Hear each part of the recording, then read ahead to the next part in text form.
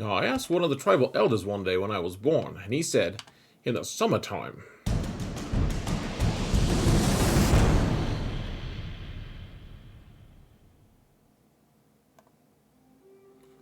Hello everyone, and welcome to another episode of Xaereth Prevails, a Grand Arena story. Folks, this is the first match of our 3v3 season, and it's an interesting one. My opponent, I thought, was going to auto-deploy, but he did not auto-deploy. He actually placed teams toward the end of the time, but I'd already placed my defenses assuming he was going to, so I'm not even going to show you guys my defenses. I put some decent teams down, but as you need to, but there's enough people who actually watch my videos that don't like actually listen to anything I say, and so they're gonna, I don't know.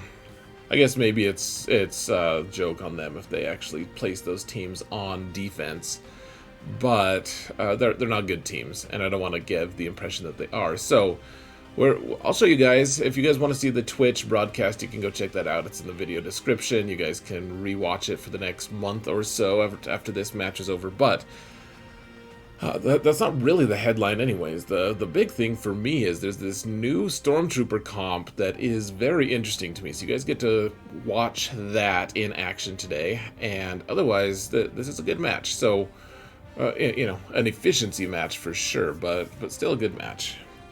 Because I kept so much on offense because I thought he was auto-deploying. Anyways, please, before we start, though, folks, just want to remind you, if you want to support this channel for free, all you got to do, just hit that thumbs up button, leave a comment in the comments area, and, you know, hit that sub button if you haven't already, because there's lots of things going on this channel. We're growing a lot, mounting the algorithm. It's a good time for everyone. Maybe not the algorithm, who knows?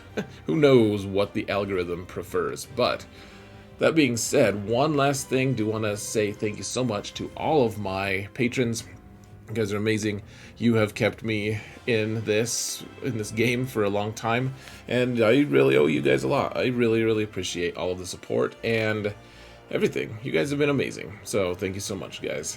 Now let's jump into the actual match, folks. Normally I just do like a cut with my voice without a voiceover, but today I think there's enough stuff going on. We gotta just do the voiceover, unfortunately for some.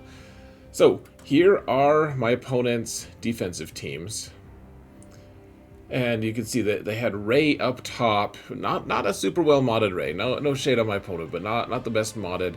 It was health modded, but just without as much health as I probably would have advised. But this Shaak T squad is actually very well modded. It's got like some of the very best mods on this account. So up top they've got the Nute. It's not GL Nute. It's not a very good. It's Nute, a very good team. It's not the, like, Nute with Jango and some kind of either B1 or a tank is way better. But they do have a Supreme Leader Kylo team on here, and they do out-relic me by quite a bit here.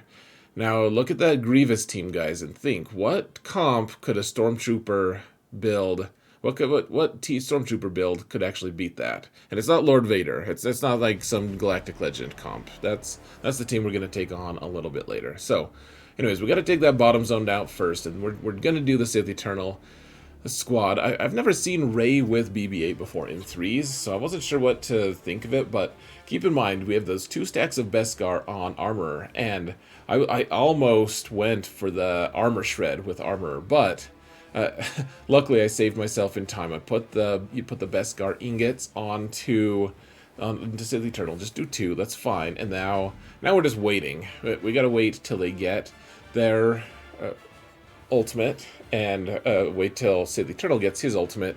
Now, I did put it like putting the link on BB-8 is kind of nice. Like you get your ultimate pretty quick, actually. So Rey did her big hit, didn't really phase me, and then I was debating whether I should use Link one more time with Sith Eternal here, because frankly he is pretty good with, like, he can heal double. He can heal twice if he does his Link again, but I decided, you know what, let's just go into Ultimate, fry BB-8, and then we can relink, and eventually you can see we've got full health and protection again.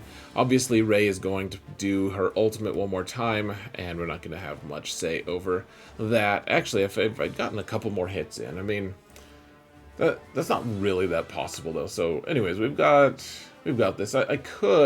I guess I could have relinked there. That would have worked to get some protection back. But with Armorer instead of Watt, it's really tough actually to get those max banners anyways, because you get those last protection banners at the end of your fight or at the end of your turn, and if you kill someone before the end of your turn, then it just ends the match. So anyways, we're taking Bando here against this crew team because I've done it before and it's not too bad.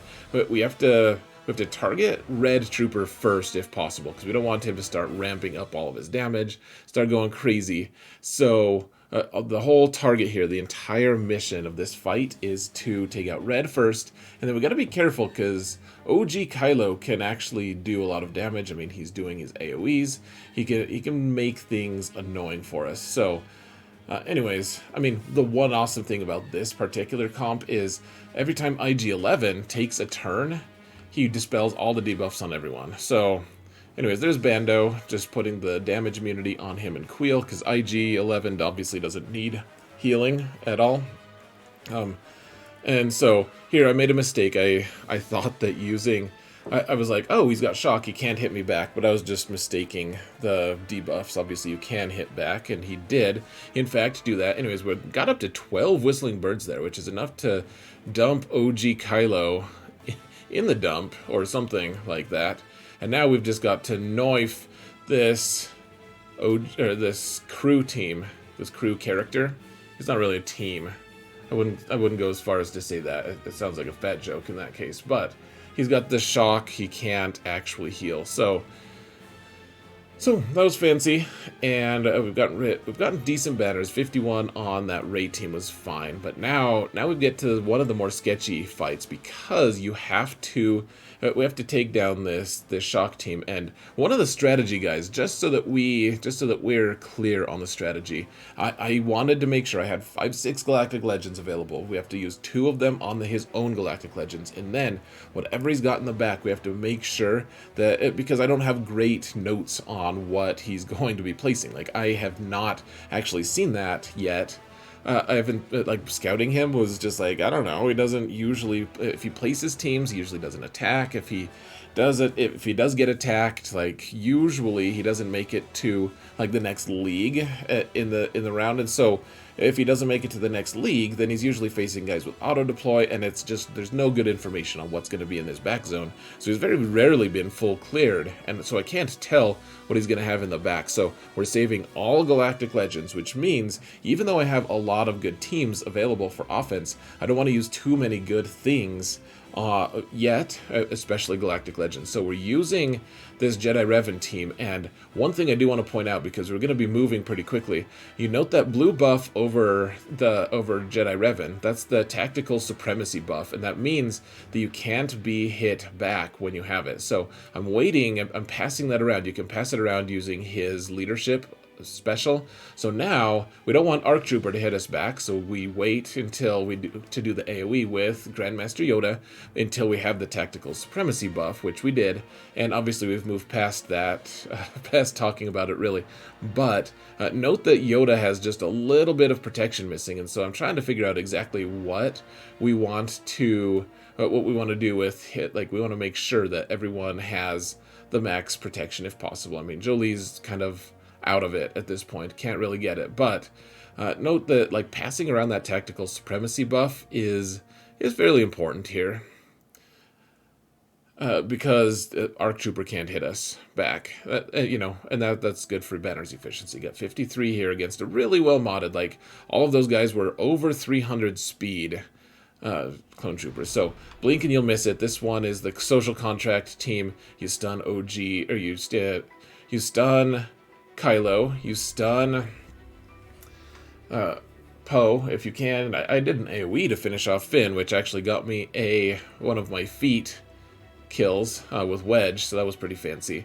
But anyways, get a 54 if you want to know how to do that. I mean, I've done it a million times. Now we're using Bastila, Cam, and Old Ben. And Basti lead is so great against Jedi Training Rey. This isn't an optimized Jedi Training Rey comp by any stretch. But the thing is, you can see she put that undispellable damage or healing immunity on Old Ben. On any other team, that would have dinged us for a banner, right? Because she would have done damage with it and had undispellable healing immunity, which means we can't actually heal them, and then we kill her before we can actually heal it, and then there goes a banner. But under Basti lead, she just did damage to the bonus protection, and therefore it's just it's a moot point. It's like a cow's opinion. It's moo. So anyways, got that 54, and in the back, how many Galactic Legends are in the back? Indeed. The question is 0. He's got 4 Galactic Legends for offense, and a lot of good teams on offense. So we've got to be careful here. Now, this team, guys, let's pause for a sec. This is the comp, folks. This is the featured content of this video. And this is the comp that we use to take on General Grievous, because I just want to point out a couple things. So we have Moff Gideon, who can reduce everyone's turn meter by 100%, and then all of his teammates get plus 25%. Thrawn, who fractures someone and then wants to keep his turn meter low so that he can't actually ever get a turn, like away from fracture. Stormtrooper, who's able to give that bonus protection based on his max health, or based on max health to Moff Gideon and himself. He does expose on basic. Moff Gideon can do armor shred, so you can slowly stack the debuff, like the armor shred on people, so that you can actually do damage to these guys with really high armor. And meanwhile, Thrawn can just fracture one person and just kind of never let them take a turn. And so you guys will see this in action. It's quite interesting, in my opinion. And this all credit goes to Byro, who is one of our podcast listeners. He watches some of our videos and stuff. Good dude. Messaged me with this, and let's see. So for relics, Stormtrooper is relic 6. I don't think you quite need him that high, but I wanted him to have good stats. He's plus 120 something speed, 111 something. I don't know. So anyways, let's jump into this. Moff Gideon and Stormtrooper have that really cool. They both have their Zetas and everything. Stormtrooper has the Zeta to be able to have synergy with Imperial Remnant, etc.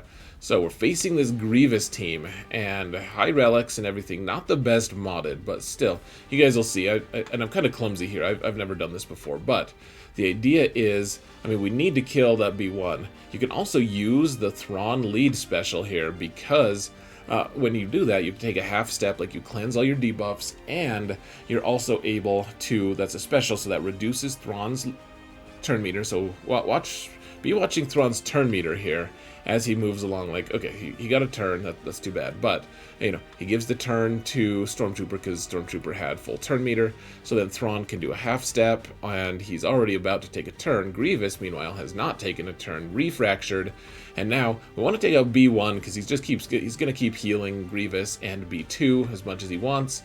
And so, we're going to use all these half steps as we can. And notice that I was able to use Gideon's lead, or Gideon's special, to reduce Thrawn's turn meter while he is fracturing. So, that's super nice to be able to keep Thrawn fracturing as long as we can. And anyways, we're just moving along, just getting as many armor shreds on B2 as possible so that he can die as easily as possible. Doing as many specials as we can so that Thrawn doesn't take a turn, because we don't want Grievous to take a turn, so that when we kill someone, instead of taking a bonus turn, Grievous just gets a bunch of bonus turn meter and can't actually move because he's still fractured. So take out B2 or B1, and you can see Grievous doesn't take a turn because he's fractured, and now we can start reducing his turn meter as well. You can see as we're taking specials, Grievous, he maxed out his turn meter again, I guess. So hand the turn over to Stormtrooper. You can taunt a little bit, but none of them actually even got the debuff from Grievous. Now, you kind of want, right now we're at a 53 banner level, and I guess you could just use basics to get Thrawn a turn so that he can heal himself, but at the end of the day, 53, and that felt pretty controlled. Like, you can just dispel when you want, you have so much control that entire fight. So, anyways, pretty cool fight there, if you ask me. And now we're taking out this Supreme Leader Kylo team with Relic 9 Jedi Master Luke, and I have so many teams on offense that I even have Jedi Knight Luke, which is pretty rare for me. Usually he's on defense, but he's on offense this time. Surprise! So we're just taking out this Kylo team, and I don't know if my movements, if these actions are best practice, frankly, just because I don't ever use him. I never use this comp ever. So, you know, Jedi Knight Luke is a nice luxury. Using him alongside Jedi Master Luke, it's pretty nice, pretty fancy, if you ask me. So, get the AOE, and maybe we could have healed with Hermit Yoda there, gotten us 54, but that was pretty good. Keeping control of Supreme Leader Kylo is super nice. Now, we're going to kind of fast forward this a little bit. The main thing to note here, guys, and I've said it a lot in my videos, but something to remember is that Droideka, even with high relics and high offense, every time it does multiple hits to nest, they are multiple hits. It's not just like a bulk damage. So, like, if Droideka hits, if she has like 10 stacks, we'll say, not that Droideka would get that high against just a nest solo, but if Droideka did have 10 stacks, that would hit nest once, and that would reduce her health a little bit, but then give bonus protection, hit her twice, and give her more bonus protection, hit her 3 times, more bonus protection, etc. And eventually, nest would have so much bonus protection that the hits wouldn't actually do any damage to her health. So, she's functionally immortal against Droideka. Like, she's like the best counter to Droideka out there. So, anyways, this is one of the follies about Nute teams. Like, a lot of times Nest can actually just solo them if you don't have a character that can just one-shot her. Like Jango can do that, you know, and B1 can keep them healed and everything. So Nest can't really solo that team, but she can solo a lot of Nute teams that don't have, like Dooku, don't have a way to stun, don't have a way to control, they just do damage. So get 55 banners there, easy enough. Like I said, it's Nute, a good team. Now, my opponent made a mistake here, folks. They just did. I should have paused and shown you. This is Beskar Mando with Greef and Bo-Katan. I mean, I guess this is an okay team. Like, he's leading Scoundrels, right? Or I don't know if Bo-Katan's a Scoundrel, but he's leading either Mandalorians or Scoundrels, so he's got some synergy. But what the fail is is my opponent actually placed his normal Mando team on the wrong team. So you can see I was just trying to finagle things so that we could get Bando down to just health, so we could do 1 force drain and take him out. Now that he's gone, there's no real threat to Malak, and we can call it good. But yeah, so his normal Mando team is like, his Mando team has IG-11 and Kuiil on it. Like, clearly he just mixed the two up. So I don't know, 56, I'm happy enough to take advantage of that against my opponent. And yeah, so now we've got troopers here. Make sure that you're fast enough. And they did have a kind of fast spirit, but after doing the math, Dark Trooper was more than fast enough to bridge the speeds from Piet to Dark Trooper so that there wasn't going to be turns. And what I was trying to debate here initially was, who do we take out first?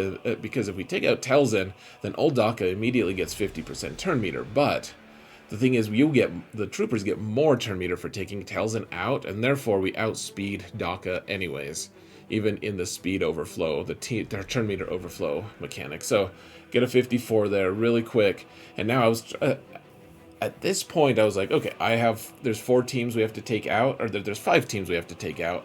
One of them I have a solution for, and the rest we can use Galactic Legends for. And after a while of thinking, like, these are really high relic Geos, I was like, I don't really feel that comfortable using any of my characters to solo this. Like, probably we could make it happen with like Supreme Leader Kylo, but also Geos do fight Supreme Leader Kylo, like, they finish Supreme Leader Kylo off. Like, I was like, you know what?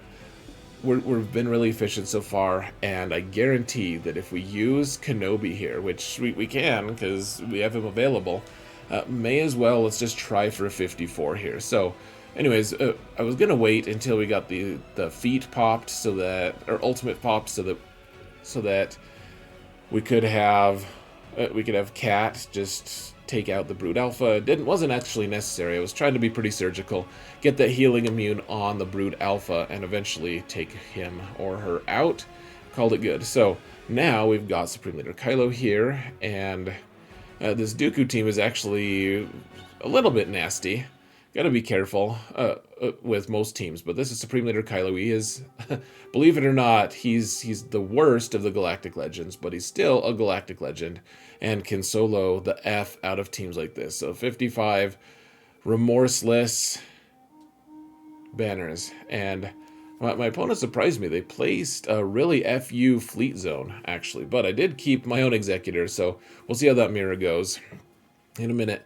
First, we're going to try to get max banners with Rey. So first, you want to do, if you're using her to solo a team, you want to first use her protection up ability, Lifeblood, a couple times so that she gets a huge excess of protection, bonus protection, and then you just want to use basics so that she gets a whirlwind, kill one character, and then just use basics to heal. So she could get her ultimate now, but I'm hitting with basics so that she is able to get back to full health. She's already max protection because she did her lifeblood, and she gets a 56. So pretty fancy of us. And now we've got Lord Vader, and I've sped this up a ton because it is the slowest moving fight ever, because every time he inflicts all these dots, I mean that's cool and all, but IG, every time he takes a turn, he dispels all the dots on everyone. And keep in mind, this isn't like, we probably would have been fine if this had been a Bando team, but this is like an OG Mando team. This is like the bounty hunter Mandalorian, which, you know, you can't think that my opponent was trying to do this. I mean, maybe he can maybe get his contract eventually. I don't even remember what it is, in fact, but you know, this is just super slow moving. Like we're gonna wait until we ramp up a little bit. You know, we'll get it. We'll pop our ultimate eventually. And I mean, he's kind of just an underwhelming character. Like he survives really well, but he's not flashy. You know, he gets his ultimate, that's cool, but when he's in his ultimate, people can't revive, so that's cool. Take out Kuiil. Like now he's ramped up a little bit, but it just takes a really long time to solo this. I mean, this has been almost 2 minutes. Obviously, I fast forwarded it a little, but it's like 2 minutes to solo a 3-man team. I don't know. And 56. That's nice enough. So we're leaving this Asajj team, and we're just going for the mirror match here. Apparently, we're just jumping straight into the action, folks. So they actually got the first turn, and they focused Razor Wing, which is Razor Crest, which is the very worst possible combo. And you can sometimes fight your way through it, though. We didn't actually get the first kill on Razor Crest, unfortunately, but we finally did with the AoE there from Xanadu Blood. And then we have Boba in. We're just going to do a basic to try to get our contract, or whatever it's called. Their Slave 1 comes in. We got to just keep trying to get target locks. We can take a shot at the Razor Crest for a second for funsies. And now we've got the contract, so now we can take a choice. Like, if we do the AoE, Slave 1 will hit me back, but it can't actually, it'll do some damage, but it won't be able to apply any target locks or anything. So, figured I may as well do that. Try to knock that out. And then they healed the wrong ship. Like, they probably should have healed the Razor Crest there, but they didn't, and Razor Crest paid the ultimate price. So we're pretty close. We're 4 away from the ultimate, so 3. We just need to get 3 breaches, and we're going to be able to get our ult first. We're ahead. I mean, they haven't even gotten their contract yet. So, I mean, at this point, with Razor Crest gone, this is pretty possible, I think. Trying to figure out who we can actually target, because Scimitar looks available to target, even if they have the stealth debuff or stealth buff. but I don't think I've ever at any point killed my opponent's Houndstooth before I killed their Executor. I don't think that's happened, so we managed it. Unsure how. I mean, Scimitar being in reserve was probably part of it, but got the 60 there, thank goodness, after that pretty bad start. Then I thought it crashed because it took a long time. My computer was lagging a little bit, but now we've got Malevolence into this pretty cut and dry Negotiator comp. I mean, it's got 5s in the start, and then I didn't get that buff immunity on Anakin, so I don't know, this just kind of annoys me, to be honest. So we do the AoE, we get him down to no, you know, he doesn't have the whatever it's called, the I don't know how I don't ever remember this name. It's like this weird mental block, but I can never remember what the unending loyalty buff is called. Yeah, so once again, he gets his unending loyalty again, and Sunfac is gone at this point, and so are all of my Vulture droids, apparently. So I'm like, okay, well, maybe if we get lucky here, we can get Sunfac to target Anakin. We didn't get lucky, so time to kill Clone Sergeant, I guess. I mean, we've only got 2 ships here, guys. It's not looking great. And then, thank goodness, Anakin died of sadness, because otherwise Plo comes in right on the heels of him dying of sadness, and all we have is Spy left. And, you know, and 1 Vulture droid that can die pretty easily, and so, yeah, not looking great. Get the AoE off, good days on Spy, and we die. So, hooray for that. People, I thought that was going to work. You know, it works in Arena every time against that comp, so, and that wasn't even like a weird chain of reinforcements. It just, like, didn't work. So, I don't know, guys. Maybe I'm missing something. Someone in chat said I was supposed to do the AoE first instead of the heal or something, but whatever. We got Rebels to clean this up, and it's not really that dramatic, you know. Oh, look, here's a wounded Clone Sergeant. He's wounded from the last fight. So we're now doing the wiggle on Falcon. We're just, you know, waiting to do the wiggle for later. But as it stands out, Falcon doesn't get another turn. We still get 46, so drop 20 banners for that, and at the end of the day, folks, we have, oh yeah, that's right, we have 1 more fight, and I was like, you know what, we failed on fleets, we're not going to mess around. I was originally thinking of using some kind of, like, Mon Mothma team to farm kills, because there's a feat going on here, but I was like, you know what, we've got Darth Vader, we've got Watt, and a tank, let's just get a 54 and get out of here. So I mean, that's essentially what we're doing. I mean, this is overkill. Probably didn't need Shore Trooper, honestly, but I don't know. It's nice sometimes to have that sure kill. So, anyways, the final score here, if we can actually see it, we got 33-14, which, after looking it up, that's actually not too bad compared to those soft max. The soft max is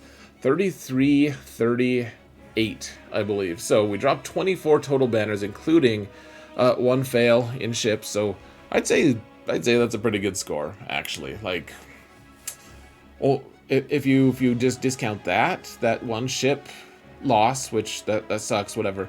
The only other fails, like, I actually ended up getting over the soft max for my squads. And then the ship, the Executor mirror, we dropped 6. And then in the Negotiator fight, I dropped another 20. So we dropped 26 there, only 24 from the soft max. So, I don't know, my opponent's going to have to play pretty fancy. Like I said, I have some pretty good teams on defense. And even though some of them are kind of weak, I don't think they're actually going to attack, to be honest. So, I'm going to call it here, though, folks. If my opponent actually does attack and beats me or something, I'll add that in the video, in the comments, but I need to get this out now, just based on certain time frame commitments and things. So we're gonna call it good. I think this is a win, frankly. I'm pretty sure this is. My opponent doesn't really play that much GAC. Really grateful that they actually placed a defense, though, and like a real one. So, that being said, folks, thank you all so much for watching, and remember that in all things, Xaereth prevails.